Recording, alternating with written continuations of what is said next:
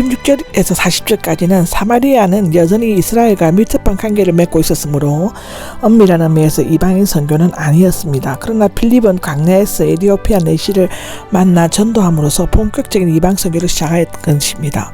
26절에는 주님의 천사가 있는데 필립이 사마리아 성에서 성공적으로 많은 결신자들을 얻고 있을 때 주님의 천사는 그를 불러 새로운 일을 맡겨주셨습니다. 이것은 성령께서 그를 인도하시는 것인데 또 다른 어법인 것입니다. 빌립은 성령이 충만하고 성령의 인도함을 받아 유능한 전도자였으며 큰 거리에서 많은 사람들 앞에서 그리고 광야길에서 개인에게도 전도할 수 있었습니다. 빌립은 늘 하나님과 가까이 지냈기 때문에 하나님의 직접적인 지시를 받을 수 있었는데요. 예루살렘 서남쪽 70km 떨어진 지점에 있는 애굽으로 내려가는 길목에 있는 중요 도시였습니다. 그 내려가는 길은 광야에서 난 길이었습니다. 27절입니다. 일어나 갔다인데 두 동사는 부정 과거형으로서 즉각적이고 순종했음을 나타냅니다. 사마리아에서 성공적인 전도 활동을 할 수 있는 빌립에게 136여 킬로미터나 떨어진 가사로 내려가는 강약길로 가라는 것은 실로 감당하기 어려운 도전적인 명령이었을 것입니다. 그러나 그는 즉시 일어나 갔는데 거기에서 만나야 할 사람을 만날 수 있었습니다. 만약 조금만 지체하였더라면 에티오피아 내시를 영영 만나지 못했을 수도 있습니다. 가사로 가는 길에 여러 갈래가 있었지만 하나님께서 가야 할 길과 만나는 사람을 정확히 가르쳐 주시고 예비하여 주셨죠. 하나님의 명령을 지키는 것은 최선의 방책입니다. 에티오피아가 나오는데 지금의 아스완과 카툼 사이에 있는 나일강 상류의 국가였고 아비시니아 지역이 아닌 누비아 지역을 가리키는데 함의 자손인 구스족속의 후손의 나라이라고 하고요. 헬라어 에디옵스는 검은 피부 즉 흑인을 나타낸다고 한답니다. 간다기에는 이름이 아니라 로마의 가이사나 애굽의 바로처럼 왕조를 나타내는 명칭이었다고 하고요. 간다게는 메로의 지역을 오랫동안 통치하였다고 합니다. 구약에서는 스바 즉 시바 왕이 솔로몬을 방문한 후 유대교와 밀접한 관계를 유지했으며 내시 이후에는 아프리카에서 가장 오래된 기독교 국가가 되었습니다. 이때는 특히 이방인들의 방문이 많은 유월절이었죠. 여기 내시는 문자적으로 내시, 환관 또는 남성의 것을 거세한 자로서 성전들에 들어갈 수 없었고 율법에 의해 이스라엘의 종교적 권리에서 제외되어 있었다고 합니다. 그러나 후에는 이 금지가 해제된 듯 하고요. 신약에서는 이방인과 고자된 사람도 교회에 다닐 수 있고 거룩한 영생에 참여할 수 있게 되었습니다. 그는 이왕을 모시는 내시였으므로 고자였을 가능성이 많지만 때로 정상적인 육체를 가진 왕궁의 고관들도 내시라고 불렀다고 합니다. 모든 재정을 관리하는 고위관리, 모든 재정은 바사으로서 왕실의 보물이나 국가의 재산을 의미한다고 하고요.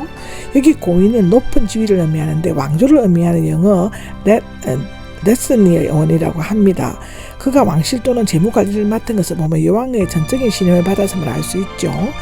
예루살렘으로 예배드리러 왔다가 하는데 고자인 그가 먼 나라에서 예루살렘까지 예배를 드린 것을 보면 그는 고자가 아니면서도 큰 지위를 가진 관리였을 것으로 추측을 불러일으키는데요. 또한 개종한 이방인은 율법의 적용을 받지 않았기 때문에 문제없이 예배드릴 수 있었던 것으로 기록되어져 있습니다.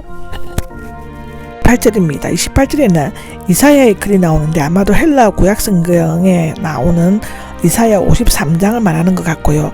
큰 소리로 그것을 읽었던 것 같습니다. 랍비들을 여행할 때 율법책을 큰 소리로 읽어야 한다고 생각하였는데 당시 에티오피아는 헬라 문화권이었으므로 헬라어는 능통하게 읽을 수 있을 것으로 기록되어져 있습니다.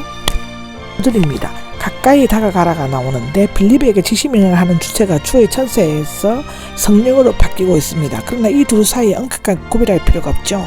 특히 가까이 다가가라는 것은 복음 전도의 대상과 하나가 되어야 하는 것을 의미하는데 사실상 에티오피아 내시는 신분이나 연예면에 있어서 초라하고 이름 없는 전도자 빌립과는 차이가 많았죠. 그럼에도 불구하고 빌립은 성령께서 세심하게 구체적으로 지시하시는 명령에 순종하여 신속하고 담대하게 달려나갔습니다. 무엇보다도 성령께서 친히 지시하신 것은 이방인 선교에 대한 하나님의 깊은 관심과 애정을 보여주며 그 당위성과 필연성을 강조하고 있다고 기록하고 있습니다. 별입니다.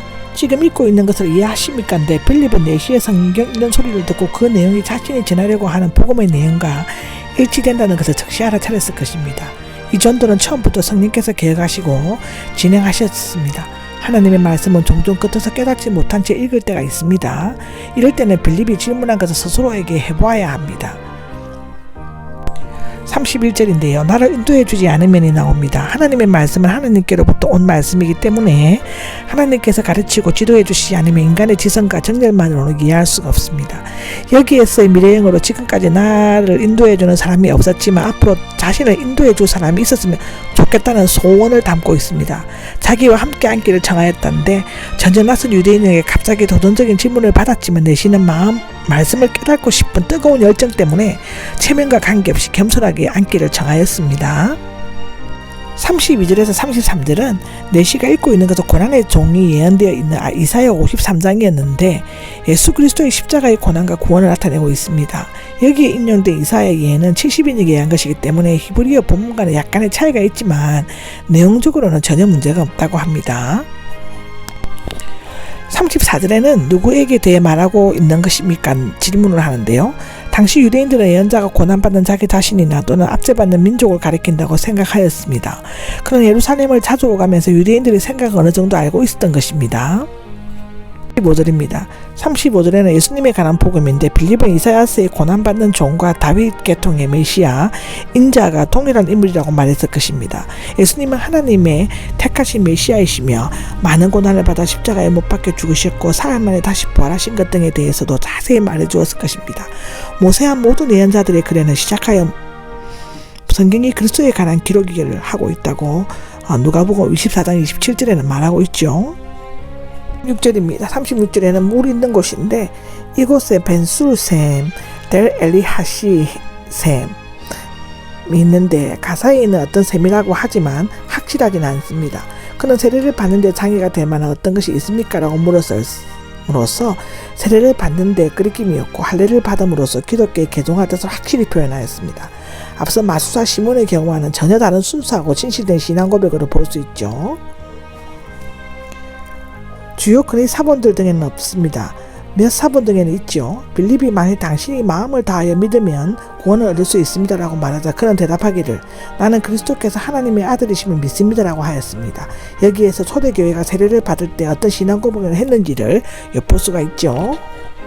18절을 보면 세례를 주었다가 나옵니다.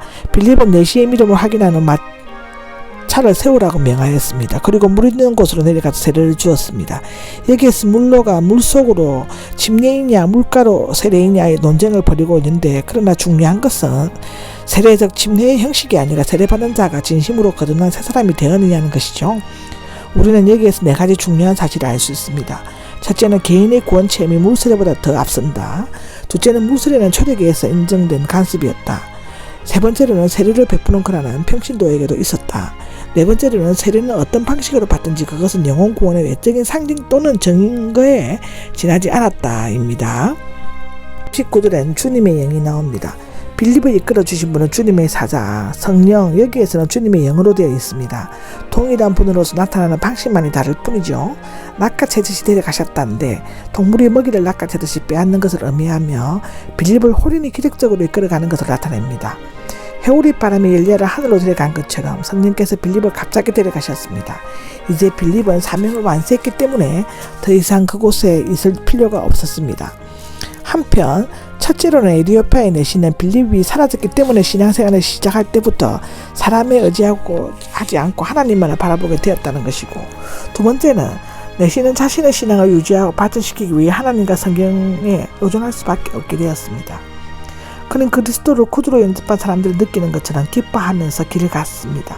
특히 사도행전에서 기쁨은 구원과 관계가 있죠.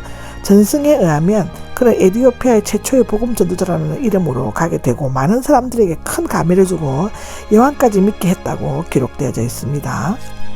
10절입니다. 아소도가 나오죠. 구약 성경이 아소돔이며 블레셋 5성읍 중에 하나인데 가사에서 30km, 가이사라에 97km 떨어진 곳에 있다고 합니다. 흔히 복음 전도자는 자신이 할 일에 자랑하거나 상대방에게 감사를 기대하는 유혹에 빠질 수 있습니다. 그런 점에서 빌립은 참으로 모범적인 복음 전도자의 모습을 보여주었습니다. 가이시아라가 나오는데 유대 지역에 있던 로마의 본거지로서 총독의 거주지가 있었고 중요한 항구 도시였습니다. 그가 가이시아라에 예언자로 봉사하던 네 처녀 딸과 함께 계속 머물렀는데 그는 전도 활동은 세 단계로 진행되었죠. 첫째는 사마리아에서의 대중적인 복음전도 활동이었고, 둘째는 에디오파의 고위 갈레인 네시에게 개인적으로 복음전도 활동을 한 것이고, 세 번째로는 해안 지방의 여러 도시, 즉 아소드, 에글론, 오빠, 아스글렌 등에서 순위 복음 전도 활동이었습니다. 그가 얼마나 복음 전도의 열매를 맺었는지는 모르지만 베드로가 로다와 요빠를 방문했을 때 그곳에서 이미 상당수의 기독교인들이 있었다고 합니다. 그의 이름이 다시 거론된 것은 20년 후였고 계속 가이사랴에 살고 있었다고 기록하고 있습니다. 이것으로서 사도행전 8장은 끝이 납니다.